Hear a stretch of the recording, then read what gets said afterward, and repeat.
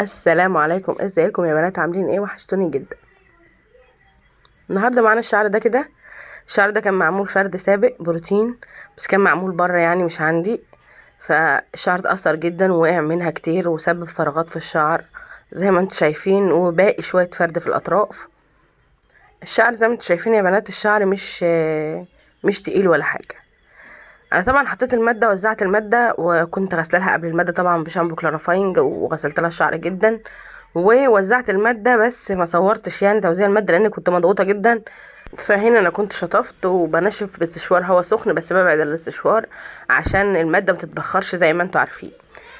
ابتديت اخد خصلات رفيعه عشان الشعريه دي ضعيفه، بتعامل معاها بحرص كبير جدا. يعني ممكن تاخدي في الشعر ده مده قد اللي بتاخديها في شعر قده اضعاف.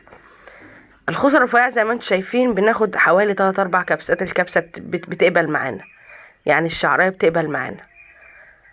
حطيت ايه للشعر ده؟ حطيت بروتين نانو كافيار، وحطيت فيلر بايو جولد، وحطيت بيور كولاجين.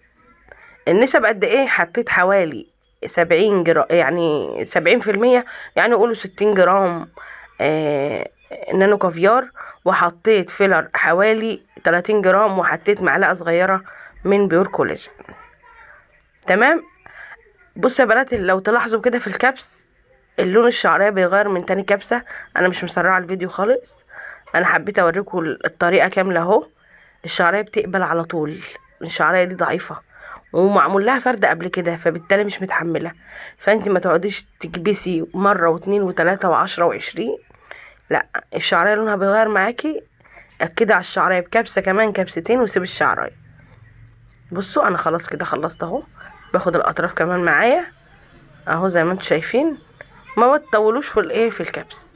هاخد خصلة غيرها. يعني انتوا لو تلاحظوا، لو عديتوا الكبسات اللي فاتت هتلاقوهم 4 كبسات بالكتير. ان الشعرية قصيرة والمكوى ما بتبردش ومش مستحملة اصلا، بتتقبل معاكي على طول. تمام. بالنسبة بقى للشعر اللي هو بتيجي تخلصي الشعر تلاقي فيه دفوهات، الشعر ده بيبقى معبي زيوت او العميل عليها البريوت، او على المدى الطويل. على المدى الطويل بتستخدم مثلا زبدة شيا، زيت جوز الهند، زيت زيتون. الحاجات دي كلها بتعمل عازل بين الشعرية وبين المادة، وبتبقى مالية الدنيا في الشعرية، بتبقى مالية مسام الشعرية. فهنا شامبو كلارافاينج بيلعب لعبته، اللي هو بيخلي الشعرية تنضف تماما من الزيوت. بس قبلها لازم تكون العميلة غاسلة شعرها حوالي اسبوع او 10 ايام. لكن لو مضطرة انت بتستخدمي مثلا الكلارافاينج، بتغسلي لها بيه على الحوض حوالي 5 مرات او 6 مرات عشان الشعرية تبقى كويسة معاكي. المكوة اللي في ايدي دي يا بنات مكوة ليزا، عندي جلامور هايلة جدا بس بستخدمها، بحبها اكتر في الشعر الطويل. الليزا دي برضو بحبها في الشعر القصير، على حسب بقى انتي بتحبي ايه او بتحبي تستخدمي ايه في الكبس، او مرتاحه في ايه اكتر. انا برتاح في الليزا في الشعر القصير، والجلامور في الشعر الطويل. في بنوته في الكومنتات كانت كاتبالي ان هي عايزه تستخدم مبدئيا نوع واحد تستخدم بيه كل انواع الشعر. ممكن جدا تعملي كده. ممكن تجيبي ماده مثلا زي نانو كافيار، نانولين، ممكن تجيبي ابانيما، ممكن تجيبي في اي بي، ممكن تجيبي لوسيندا كافيار. ممكن تستخدمي اي ماده من المواد دي، بس طبعا مع اختلاف الشعر. اللي هو مثلا لو شعر زي اللي قدامك ده، انت بتحطي اضافات، بتجيبي لك مثلا مثلا ترميم بون روز، او ترميم دكتور كافيار، او فيلر بايو جولد، مع طبعا البيور كولاجين اللي انا ما بستغناش عنه في اي حاجه. مبدئيا لو انت لسه بادئه اهو، مثلا الشعر التقيل قوي، شعر افريقي، الشعريه بتاعته جامده، الشعريه بتاعته مش ضعيفه، هنا بتحطي مثلا البروتين مع نقطه بيور كولاجين. لو شعريه افريقيه مش ضعيفه، اللي هي الضعيفه قوي، بتحطي مثلا معلقه دكتور كافيار مع نقطتين بيور كولاجين مع البروتين. ده بالنسبه لاستخدام النوع الواحد. لو انت مثلا مبدئيا عايز تشتغلي كده، مفيش مشكله، اشتغلي كده فعلا، لان كلنا في بدايتنا اشتغلنا كده، ما كناش بننوع في المواد ولا بنجيب مواد كتير. كله في الاول كده، كله في الاول كده، دي مش حاجه غريبه. واللي بتشتغل لاول مره ويطلع معاها دفوهات ده طبيعي يا بنات. انا اول مره برضو في بدايه شغلي طلعت دفوهات والشعر كله رجع بعد لما العميله غسلت، فده طبيعي. فانا مش عايزاكي تقلقي وتقولي لا وتحسي ان الحياه وقفت، لان الحياه ما بتقفش. الحياه من هنا ما بتقفش، بالعكس، كملي وان شاء الله ربنا هيكرمك في الشغل وايدك مره واحده واحده لما تاخد على الشغل هتلاقي نفسك مطلعه احلى شغل بتطلعيه، طالما انت متاكده من الماده اللي انت شغاله بيها، ومن ان المكوه بتاعتك مش بطيئه او مش درجه حرارتها بارده او تنفع للبروتين. صدقني الشعر معاك هيطلع زي الفل. ما توقفيش الحياه على اول جلسه انت بتعمليها. يعني اول جلسه دي اعتبريها ان انت بتتعلمي، اعتبري نفسك ان انت في كورس، بس في كورس منزلي. وما تضغطيش على نفسك وما تيأسيش وتقوليش لا انا مش هعرف اكمل في الشغلانه دي، لا انا خايفه ان الشعر يقع. لا، الشعر مش هيقع طول ما انت مختاره ماده صح، ماده مجربه. لو في 10 بيستخدموا الماده وواحد قالك الماده دي مش كويسه، خلاص ما تستخدمهاش. وده الكلام اللي انا بقوله دايما للبنات. هنا لو تلاحظوا يا بنات الماده مناسبه جدا للشعر ده. الكبس تقريبا درجه لون الشعريه بيتغير على طول من تاني درجه.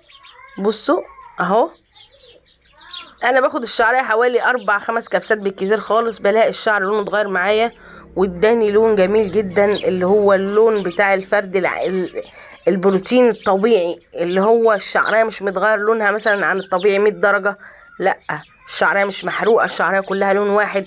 الكلام ده كله. الجذور انا ما بضغطش على الشعريه في الجذور، يعني انا جايبه لكم شويه كده، يعني الفيديو هيكمل اهو. انا جايبه لكم الجهه الاماميه من الشعر وانا بعملها، هتشوفوا بجيب الجزء الامامي من فوق ازاي.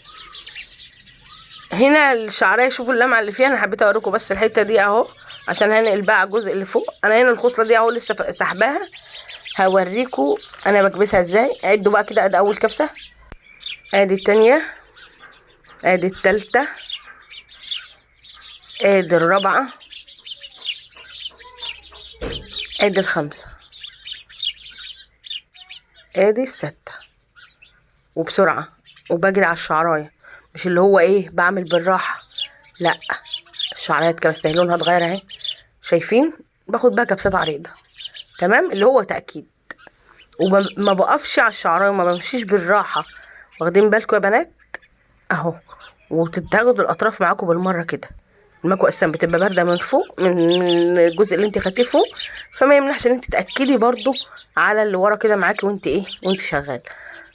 تكنيك الشغل اهو يا بنات، عشان انتوا بتقولي لي انت إيه سر اللمعه سر الشغل زي ما بيطلعش معاكي ديفوهات. انا جايبه لكم كل حاجه قدامكم اهو. هاخد تاني غسله برضو قدامكم اهو. انا بوريكم الجزء الامامي عشان لما تيجوا تعملوه يبقى سهل معاكم برضو في التطبيق اهو.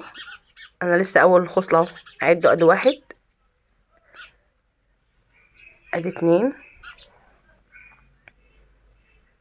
ادي 3. حسيت ان الخصله فتحت سبتها. يلا ادي 1. اول خصله طبعا بتبقى تشميعه زي ما انتم شايفين كده، تاخد تشميعه كده. دي التانية اهي اهو، ادي التالتة. انا مش مسرعه الفيديو يا بنات، ده اللي بعمله في شغلي، ده اللي بعمله في شغلي بالظبط اهو. 3 كبسات. هناخد تاني عشان حاسه ان الجذور ما فتحتش اهو. ادي الرابعه، شايفين يا بنات اهو؟ ما بخبيش عليكم اي حاجه، تكنيك الشغل بالسنتي اهو. الشعريه دي عشان لما واحده تجيلها شعريه زي دي، اديكوا شفتوا اللي انا عملته معاها اهو.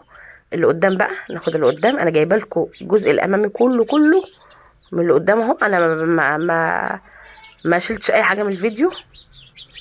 بصوا انا بعمل كده بالظبط، بعمل كده بالظبط. ركزوا في الفيديو علشان الحتت دي هتنفعكم كويس جدا، خصوصا البنات اللي بتسالني اخد اللي قدام ازاي اللي هو البيبي هير، اوطي المكوى ولا لا. انا هنا ما وطيتش المكوى ولا عملت اي حاجه، وبتعامل مع الشعر بس بمشي بسرعه، اللي هو ما بوقفش المكوى في حته معينه اهو. ادي الحته اللي قدام يا بنات اهو اهو، بعيد عليها بس بمشي بسرعه. بصوا المكوى، انا مش مسرعه الفيديو، يعني ده الشغل طبيعي، الشغل طالع من قلب المكان، لا مسرعه ولا مبطئه ولا اي حاجه اهو، عشان لما تيجوا تعملوا الحته القدامانيه اهو. بص باخدها بس بجري، ما بقفش عليها بالمكوى، باكد عليها بس بجري اهو. هرجع بقى اعدلها كده قدام عشان عارفه اخدهم على ورا اهو اهو اهو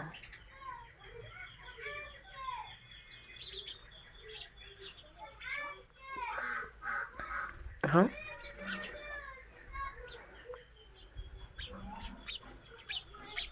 ما تمليش يعني وانت شغاله ما تزهقيش. بصي اهو. بصوا بقى، بصوا المشط انا ماسكاه ازاي، وبصوا ماسكه المكوه ازاي. على فكره المشط في الشمال والمكوه في اليمين اهو. اهو يا بنات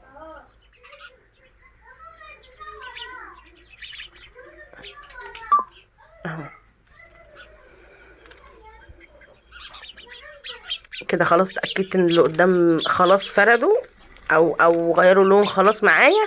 برجع بقى اخد الاطراف كده كبسات عريضه خالص اهو الشعر، تاكيدا على الماده اهو. وما تخافيش ده مش هيحرق الشعر، لان انت بتاخدي كبسات عريضه اصلا هيحرقها ازاي. ادي الشعر اهو يا بنات. العامله من فرحها بيه مش قادره تصبر اهو. طبعا لما يتغسل هيبقى حاجه تانية، مش هتلاقوه ملزق كده، هتلاقي لمعة الشعر الطبيعيه، هتلاقوا حاجه كده اللهم بارك. هنستنى بقى تسمعوني وانا تشوفوا الفيديو وانا بغسل، عشان الغسيل مهم جدا جدا في اللمعه النهائيه اللي هو يا نوسه بتعملي ايه عشان تطلعي اللمعه دي. هقول لكم دلوقتي مع بعض. الغسيل اهو يا بنات، انا جايبه لكم خطوه خطوه. طبعا بنبل شعر العامله كله اهو. لازم تتاكدي ان انت بليتي الشعر كله بالميه الاول، وبعدين تنزلي بقى بشامبو العنايه اللي هو 0 صوديوم و0 سلفات. انت بتحبي تغسلي بشامبو وبعدين تعملي حمام كريم براحتك. هنا المجموعه دي لوريال، انا اي حاجه بلاقيها قدامي بشتغل بيها، بس المهم تكون 0 صوديوم و0 سلفات. ما بعتمدش حاجه معينه تمام. بس بعتمد اكتر ان العميله تاخد مجموعه كويسه. يعني انا بجيب مجموعات بشتريها وببيعها عندي في السنتر، فبعتمد اكتر ان العميله تاخد المجموعه، تكون المجموعه دي كويسه معاها، مش هتسبب لها تساقط، مش هتعمل لها اي مشكله. تغسلوا الشعر زي ما انتم شايفين يا بنات بتاعكوا في الفروه كده، عشان الفروه دي ما تسببش قشره مع العميله بعد كده. تحطوا الشامبو كده وتدعكوا لحد ما الشعر الشامبو يراغي خالص في الشعر اهو. وهتشطفوا الشعر وتتاكدوا كويس قوي ان هو اتشطف، وتنزلوا الماده منه تماما. هنا اكبر سبب يا بنات للسر اللمعه اللي بتبقى بعد البروتين، وما يحصلش لا قدر الله قشره مع العميله بعد كده، والقشره دي تسبب تساقط او تسبب اذى نفسي للعميل. غسلنا الشعر كويس جدا جدا وشطفناه كويس جدا. هنروح بقى ننشف استشوار هوا بارد، هوا بارد على طول دلوقتي اهو. اهو يا بنات ده استشوار هوا بارد. البنوته اللي واقفه دي بتكنس المحل عميله برضو، بس الحمد لله رب العالمين حب العملاء يعني فظيع. وانا عايزاك كده برضو مع اي عميله تجيلك ان انتي هي تكون بتحبك اكتر، ما يكون بينكم شغل، كلامك معاها وتحسيها ان انت اخت مش مجرد متخصصه. ادي الشعر اهو يا بنات، لمعه الشعر اهو. لازم العميله دي تستخدم مجموعه كويسه، انا اديتها مجموعه كويسه جدا جدا. المجموعه اللي هي خدتها اسمها بلازما 5 قطع شامبو وبلسم وسيرم وحمام كريم وتريتمنت، علبه تريتمنت صغيره كده معالج. المجموعه هايله جدا، 0 صوديوم و0 سلفات، هتساعدها كتير قوي قوي ان شعرها ما يسببش قشره، ما يقعش، البروتين ما يطلعش منه بسهوله. حمام الكريم هيساعد معاها جدا في الطريان، كل ده هيساعد معاها. اعتماد مجموعه العنايه مهم جدا، اهتمام العامله بشعرها مهم جدا. لازم تفردوا 10 ايام، لازم تفردوا 10 ايام من ساعه ما تمشي من عندي لحد ما تغسلوا مره مرتين، تكون الماده نزلت منه شويه ويبطل يعلم فيه اي ربطه او اي حاجه. ادي نتيجه الشعر يا بنات. عندي بيج على الفيسبوك اسمه نوسة جمال، تابعوني عليه. هسيب لكم في الديسكريبشن بوكس بعض الفيديوهات واي معلومات انتوا عايزينها برقم تليفوني بكل حاجه. يا رب يكون الفيديو عجبكم وتكونوا استفدتوا النهارده يا بنات. بحبكم جدا في الله، عايزة منكم دعوة حلوة ليا في الكومنتات. يلا يا بنات، سلام.